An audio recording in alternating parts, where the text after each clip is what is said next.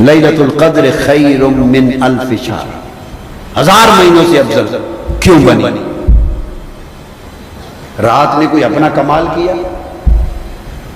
سب راتیں ایک جیسی ہیں، 30 راتیں رمضان کی گزری ہیں، برابر ہیں، عبادت بھی لوگ برابر کر رہے ہیں، تراویح بھی برابر ہو رہی ہے، ذکر اذکار بھی برابر ہو رہا ہے، جاگنے والے عبادتیں روزے سب برابر چل رہا ہے، تو کیا وجہ بنی کہ یکایک ایک رات کو پکڑ کے نہ صرف ان راتوں پر بلکہ 1000 مہینے، یہ 92 سال بنتے ہیں، 100 سال ہو گیا نا، لگ بھگ 100 سال کے اوپر اس کو افضل بنا دیا؟ کیوں؟ اس کی ایک ریزن ہے، صرف فرمایا کہ اس کو ایک نسبت ملی، اس رات میں میرا قرآن آیا، اس رات میں میرا، بولیے نا، قرآن آیا۔ بس چونکہ اس رات کو قرآن کی زمین پر آنے کی نسبت ملی، تو اس نسبت سے جو بات سمجھانا چاہ رہا ہوں وہ یہ کہ اس کو بھی فضیلت ملی تو کسی، بولیے، نسبت نے فضیلت دے دی، اس کی اپنی سیلف ایکوائرڈ نہیں ہے، یہ فضیلت اس کی سیلف ایکوائرڈ، سیلف اٹین نہیں ہے، اس کا اپنا عمل ہی کوئی نہیں، رات ہے وہ تو ایک وقت کی اکائی ہے، اس کو نسبت ملی قرآن کی آمد سے، 1000 ماہ پہ افضل ہو گئی۔ تو پتہ چلا کہ اگر کسی لمحے کو اور کسی دن کو، کسی رات اور کسی وقت کو اللہ کی کسی محبوب شے سے نسبت ہو جائے اور وہ شے اس لمحے میں آئے، تو اس نسبت کے لمحے، اس لمحے کی جو نسبت ہے اس کی وجہ سے اللہ پاک اس پوری رات اور پورے دن کو اور اس پورے مہینے کو ہر شے سے بلند کر دیتا ہے۔ تو اہل ایمان کے لیے سمجھنے کی بات یہ ہے کہ یہ ہمیں قرآن ہمیں بھیجا، یہ ہمیں قرآن بھیجا، جس رات قرآن آیا وہ رات 100 سال سے افضل ہو گئی، 1000 مہینوں سے افضل ہو گئی۔ اور پھر قرآن آیا کس کے لیے؟ کس کے لیے آیا؟ اگر آقا علیہ الصلوۃ والسلام مبعوث نہ ہوتے تو قرآن آتا؟ بولیے، آقا علیہ السلام زمین پہ تشریف نہ لاتے تو رمضان آتا؟ آقا علیہ السلام نہ آتے تو لیلۃ القدر آتی؟ آقا علیہ السلام نہ آتے تو امت محمدی ہوتی؟ پتہ نہیں کیا ہوتے ہم، پتہ نہیں رام رام کر رہے ہوتے، اگنی کو پوجتے ہوتے، برہما برہما کر رہے ہوتے، کیا کر رہے ہوتے؟ یہ تو سب کچھ ہمارا مسلمان ہونا اور شہر مکہ میں ایک گھر کا کعبہ بن جانا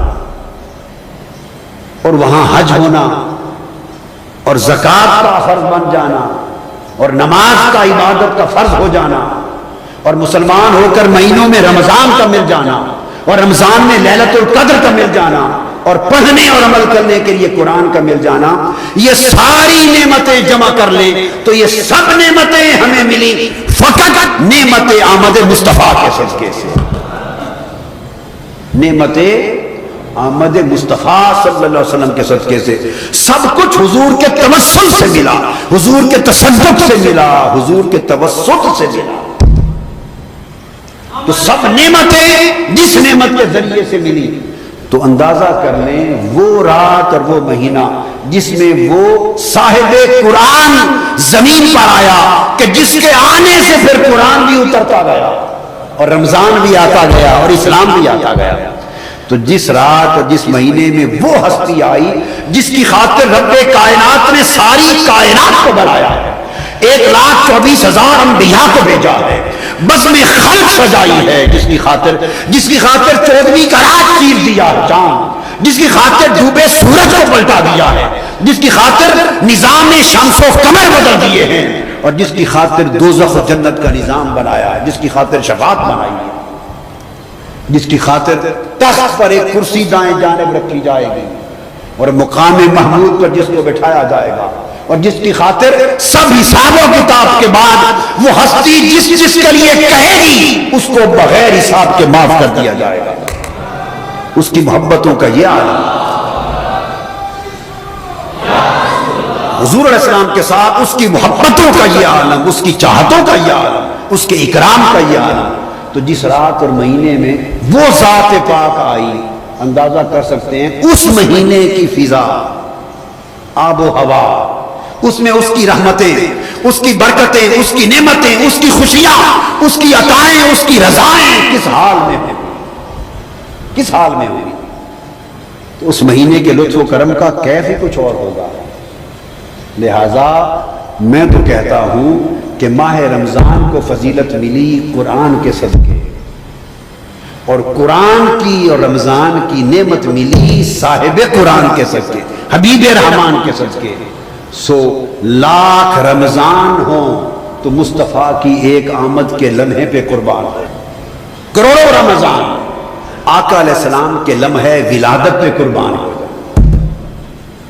جب اللہ نے قرآن اتارا تو 7 فرشتوں کو، 7 قرآن کے لاکھوں فرشتوں کو زمین پر نہیں بھیجا. قرآن اتارا تو ستاروں کو زمین پر صاحبان بن کے نہیں تانا. قرآن اتارا تو کعبۃ اللہ کے بتوں کو منہ نہیں گرایا. قرآن اتارا تو مکہ اور مدینہ کی گلیوں کو روشن نہیں کیا ظاہری روشنی کے ساتھ.